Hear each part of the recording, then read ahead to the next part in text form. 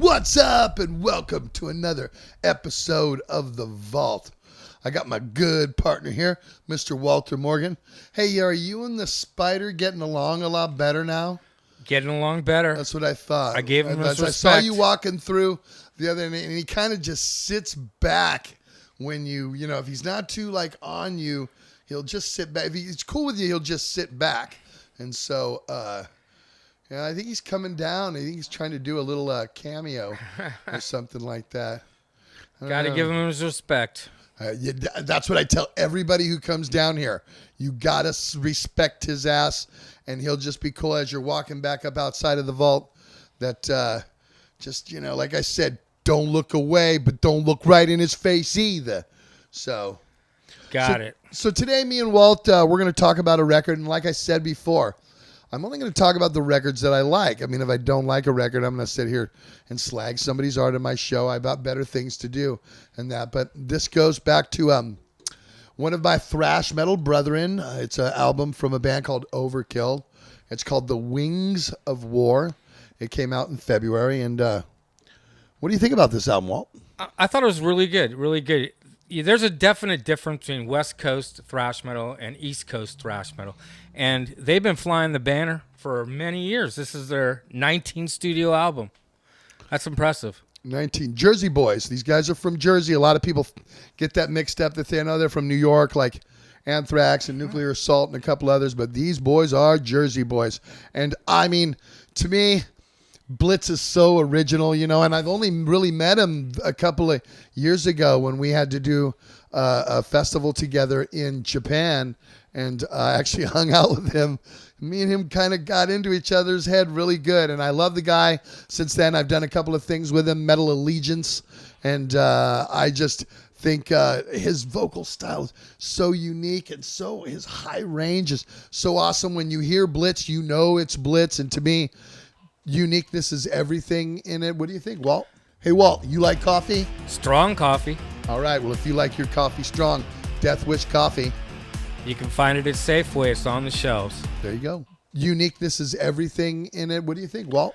That's exactly right. How many singers in thrash metal are singers? There's less bands than there used to be.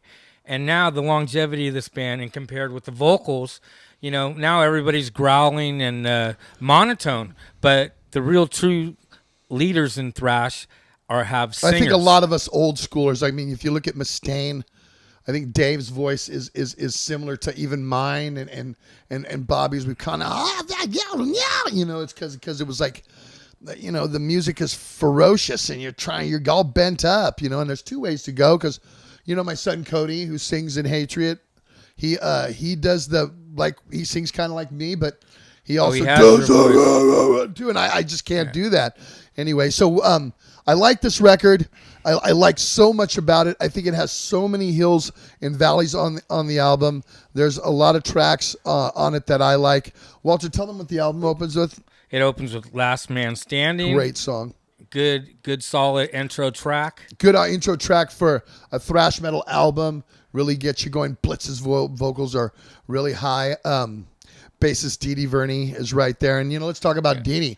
I mean, him and Bobby been holding down the fort a long time. I know he did a little bit of a hiatus, but hey, we've all done those hiatuses for some time. So, but the greatest thing is he's back with Bobby, and they work so together. And to listen to the bottom end of this record, I just have to say, they're getting better and better as they go along, man. Really.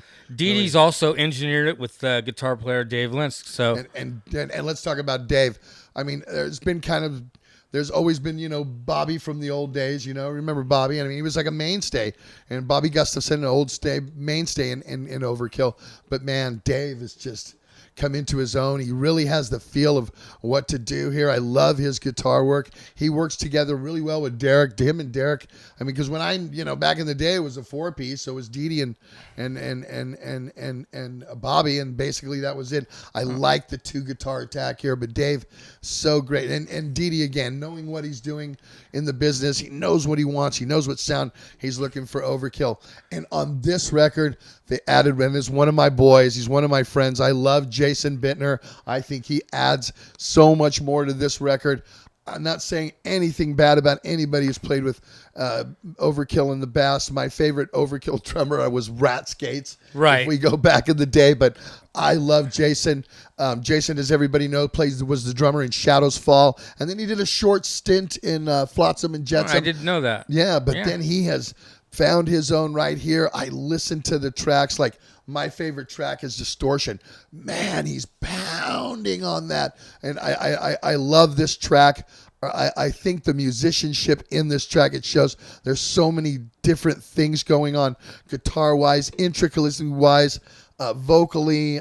I love that song, one of the best. I love the intro with Silvio and Tony before Welcome to the Garden State, and it's kind of just one of those "this is where I'm from" anthem. And I gotcha. I'm a California boy.